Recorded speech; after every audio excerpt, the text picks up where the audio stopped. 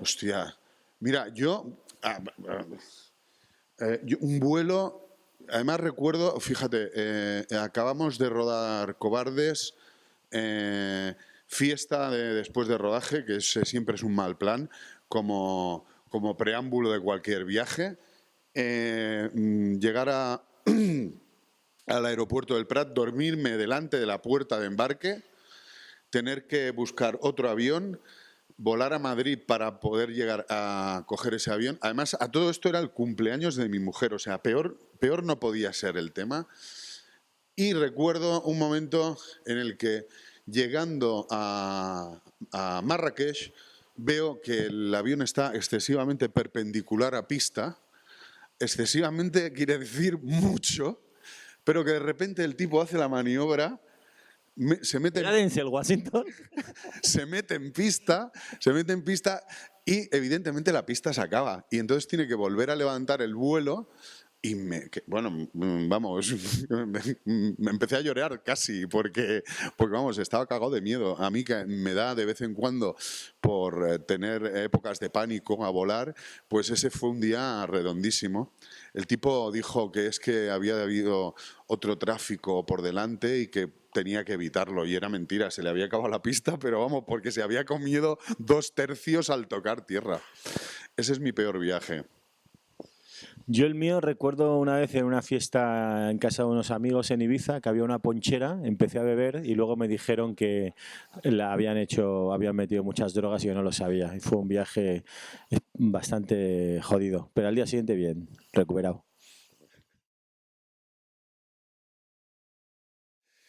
Nace de un guión de Jaime Bartolomé, que es el guionista de la primera versión de este largometraje, que gana un concurso en Ciudad de Segovia de guiones. Entonces a nosotros nos llega ese guión, nos lo proponen desde la productora Filmax, y era un guión con esa premisa de gente que se queda encerrada en un tren, con un tono un poco más de thriller, de suspense, era una cosa más extraños en un tren de Hitchcock. Y la verdad es que tanto a Juan como a mí nos gustó mucho la premisa para llevarla más hacia la comedia, ¿no? Entonces les dijimos, nos gusta mucho la peli, pero si podemos tener comedia y humor para vehicular toda esta historia. Y así empezamos a reescribir el guión conjuntamente con Jaime de cara al resultado final. Sí, eso fue un poco. En ese proceso nos imbuimos los tres y llevamos un poco, convertimos esos mimbres que había en esa primera versión de guión hacia una idea que ya estaba y se intuía, que era que la vida puede sacar lo peor de ti, siempre te da una oportunidad para sacar lo peor de ti, y esa era, digamos, o fue el primer concepto sobre el que nos agarramos precisamente para poder elaborar una comedia un poco más golfa, más gamberra, en un tono, digamos, no tan sostenido como el que hemos tenido cuando hemos hecho otro tipo de comedias, Tapas, que tenía pues seguramente hay un matiz más agridulce, o Pelotas, que también era como más naturalista, y aquí nos apetecía pues un poco soltar el freno de mano de este tren y dejar que estos personajes descarrilaran, ¿no? Que era la idea, ¿no? La de repente ver cómo en una situación que escapa a tu control, tú te pones muy nervioso, te genera mucha ansiedad. La ansiedad siempre es cómica, siempre da comedia. Ahí está Woody Allen, que es un genio gestionando la ansiedad de los seres humanos. Y de ahí viene este proceso o este viaje que empieza justo en la escritura o la reescritura de este guión.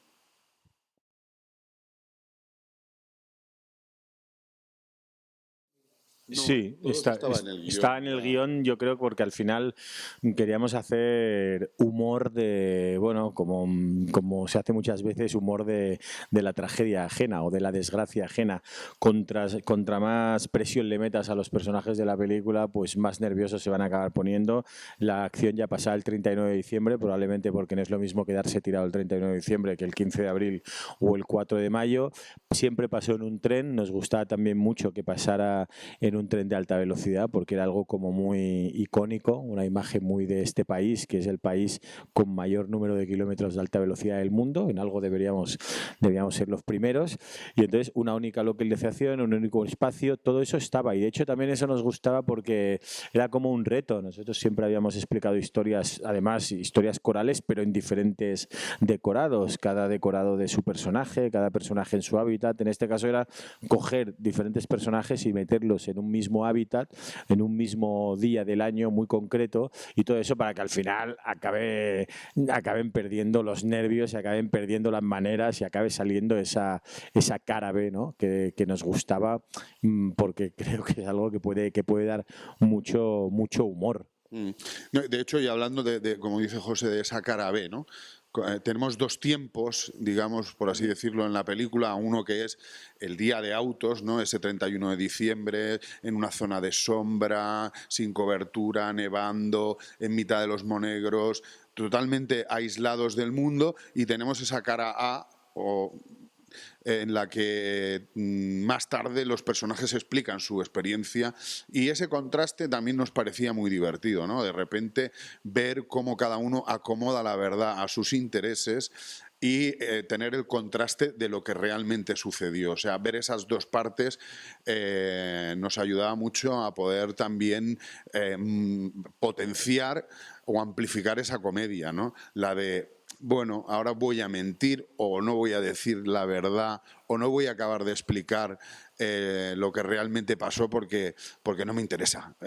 Prefiero dar mi versión de los hechos, ¿no? Nos gustaba mucho jugar con esa, bueno, pues con esa doble lectura que tenemos todos seguramente, ¿no? La privada y la pública, y jugarlo como contraste de una manera muy picada para que potencie la comedia y la gente se lo pase bien viendo cómo esos seres tienen su Gollum dentro y lo sacan y lo exponen.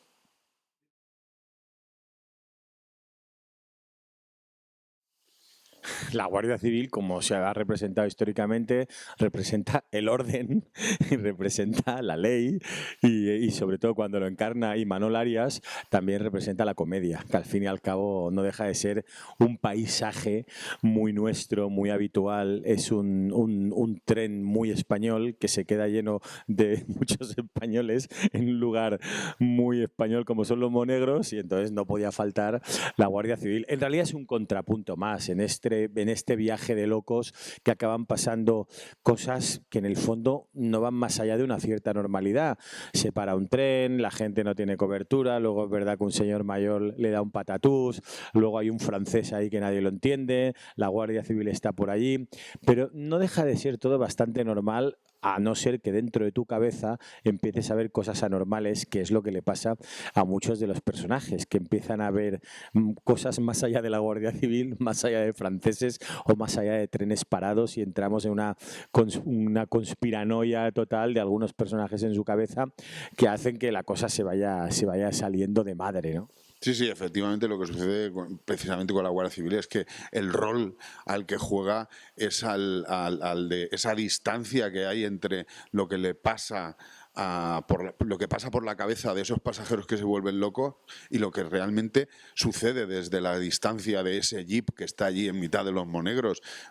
Aparentemente no pasa nada. Por tanto, no hay que intervenir probablemente. Pero eso no es lo que piensa la gente que está dentro, que la gente que está dentro ya se ha vuelto loca, se ha montado su película y cree que aquello es el apocalipsis. Un apocalipsis muy de Chichinabo, todo hay que decirlo, porque seguramente vivimos un tiempo en el que todo tiene que ser inmediato, lo queremos todo, lo queremos ya, y cuando de repente ese tren se para y nuestra vida escapa a nuestro propio control, pues nos convertimos en otra cosa, en personas seguramente muy detestables y muy impertinentes, y ahí es donde realmente ves también ese contraste entre bueno, esa figura que representa el orden, en este caso el orden externo en esta historia, También tenemos el orden interno, la lucidez interna, que podría ser la de Tony Acosta, que es la ebria sobria, por definirla de alguna manera. Y luego pues tienes a esos locos que no sabes bien qué les ha pasado en la cabeza. Pero bueno, estas cosas pasan.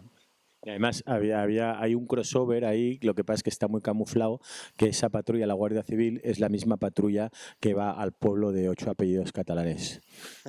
Pero esto es solo muy interno. Tienes que mirar muy de cerca el coche de nuestra peli para ver que Agustín Jiménez está dentro.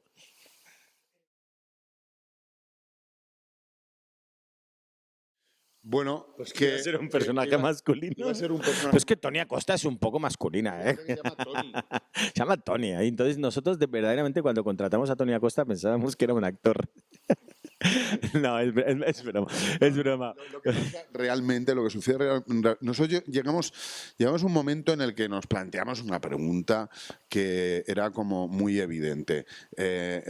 Si vamos a tener en el lado de, digamos, de los locos, en el equipo de los locos, a una loca encabezando el equipo, tengamos en el equipo del sentido común también a una mujer, ¿no?